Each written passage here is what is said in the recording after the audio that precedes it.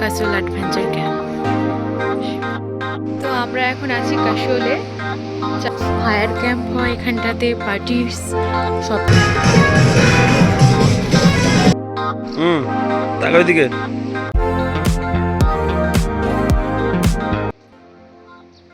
আজকে ছিল আমাদের হিমাচল প্রদেশ ট্যুরের ফার্স্ট ডে। কুল্লু থেকে গাড়ি নিয়ে সোজা চলে এসেছি আমরা কাসোলে। ইনি ছিলেন আমাদের গাইডার প্লাস আমাদের ড্রাইভার দাদা। তো জায়গাটা আমরা দূর থেকে দেখি খুব এক্সাইটেড হয়ে গেছিলাম।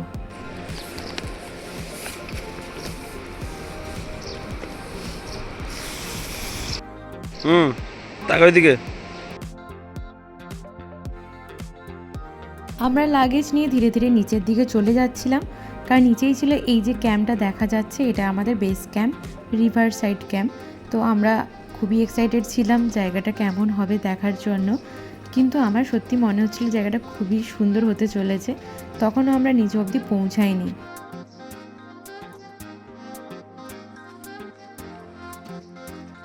আমরা সব কিছু বুকিং এজেন্সি থেকে করিয়েছিলাম।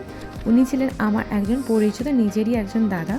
তো ওখান থেকে পাওয়া গেছিলো একটা welcome drink Vivek Sau and Mrs Pallabi দাসের নামে।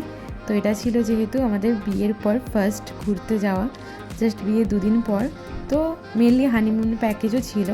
তো সেখান থেকে এই ড্রিঙ্কটা আমাদেরকে ওয়েলকাম ড্রিঙ্ক হিসেবে প্রেফার করা হয়েছিল। তো ভালোই লেগেছিল ওয়েলকামিংটা আমাদের দুজনেরই। ওর মেকআপ পড়ে গেছে বলে আমাদেরকে এতটা উপরে এসে আনতে যেতে হচ্ছে। গাড়িতে থেকে গেছে, একমাত্র মেয়েরাই বোঝে মেকআপ কিটের গুরুত্বটা কি। তুমি কি বুঝবে এসব? ভাই যতটা না বুঝবো ততটাই ভালো। জায়গাটা দেখিয়ে দেয়। হ্যাঁ, ওই যে ওখানে আমরা থাকি জায়গাটা। গাড়িতেই আমার মেকআপ ব্যাগটা পড়ে গেছিলো, তার জন্য দুজন এত কষ্ট করে উপরে এসে আমরা মেকআপ ব্যাগটা খুঁজছিলাম। তো আমরা এখন আছি কাসোলে।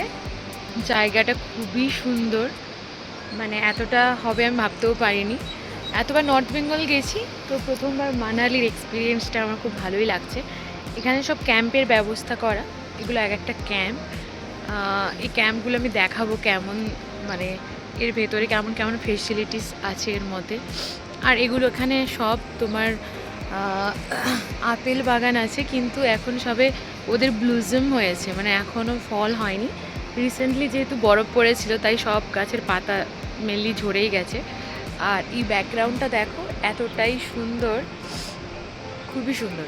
ক্যাম্পটা ছিল খুবই সুন্দর। তোমাদেরকে বরং আমাদের ক্যাম্পে রুম ট্যুরগুলো করানো যাক। ক্যাম্প এরকম,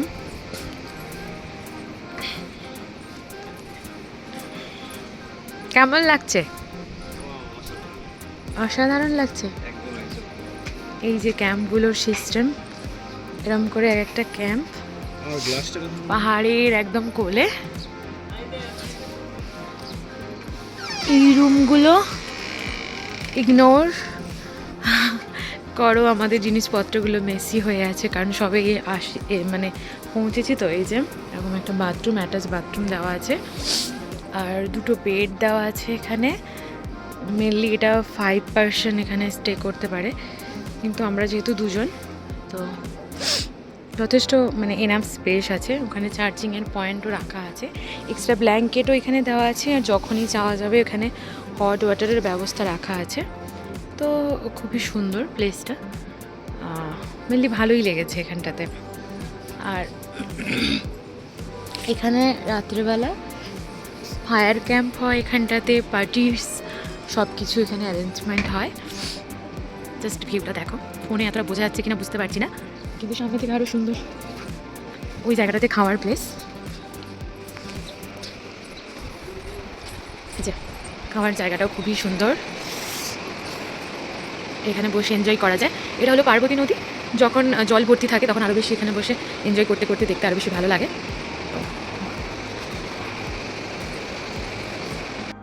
ব্রেকফাস্ট করিনি, এখন ব্রেকফাস্ট করতে যাব।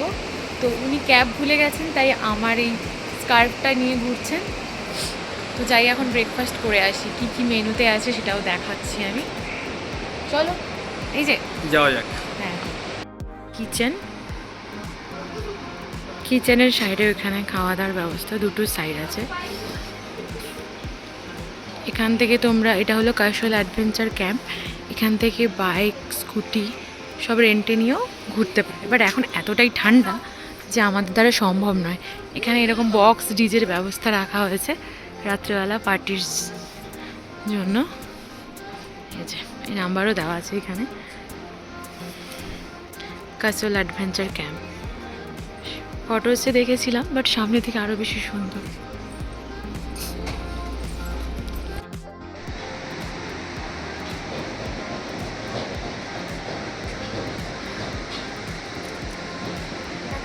আরও বেশি সুন্দর লাগছে, মানে এখানে চা খেতে খেতে এনজয় করতে খুব ভালো লাগছে। ভিউসটা দেখাও। রাতে এসব জায়গায় আলো ভালো দিলে আরও বেশি সুন্দর হয়ে যাবে। হ্যাঁ আলোর ব্যবস্থা করা আছে। হ্যাঁ হ্যাঁ হ্যাঁ, এখানকার নাইট ভিউটা আরও বেটার। হ্যাঁ, নাইট ভিউজটা আরও ভালো ছিল। কি দেখেছিলাম না, এরকম গা দিয়ে যাচ্ছে। হ্যাঁ হ্যাঁ হ্যাঁ, সেরকম করে একটা ভিডিও রিল ভাইরাল হয়েছিল না? ঠিক ঠিক। আচ্ছা, ওই নিচে আমরা যেতে পারবো? অবশ্যই, নিচে যাওয়ার নিশ্চয়ই কোনো রাস্তা আছে।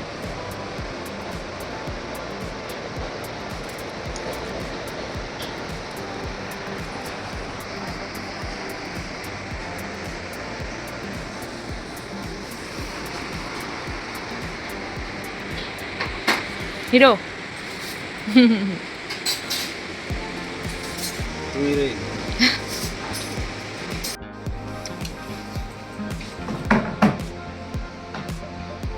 কোথায় যাবো গো? মানিকারণ। আচ্ছা, এখন আমরা যাব মানিকারণ। ওখানে আছে হট স্প্রিং আছে না, আর কি কি আছে, গুরুদুয়ারা আছে। তো আমরা এখন রেডি হয়ে গেছি, এই কিছু চিপস টিপস নিয়ে নিয়েছি, রাস্তায় খেতে হবে। বসে আছি, ঠান্ডা ঠান্ডা লাগছে, তাড়াতাড়ি করো। তো আমরা চান টান করে বেরিয়ে গেছিলাম মানিকারণের রাস্তার উদ্দেশ্যে। মানিকারণ রাস্তার যাওয়ার এটা ছিল ভিউ পার্বতী নদীর গা বেয়ে বেয়ে। আর মানিকারণের ব্লগটা আমি নেক্সট ভিডিওতে দেবো। মানিকারণের গল্পটা সবাই মোটামুটি গুগল থেকে পেয়ে যাবে। একটা শিব ঠাকুরের একটা দারুণ গল্প আছে। ততক্ষণ পর্যন্ত টাটা, দেখা হচ্ছে পরের ব্লগে।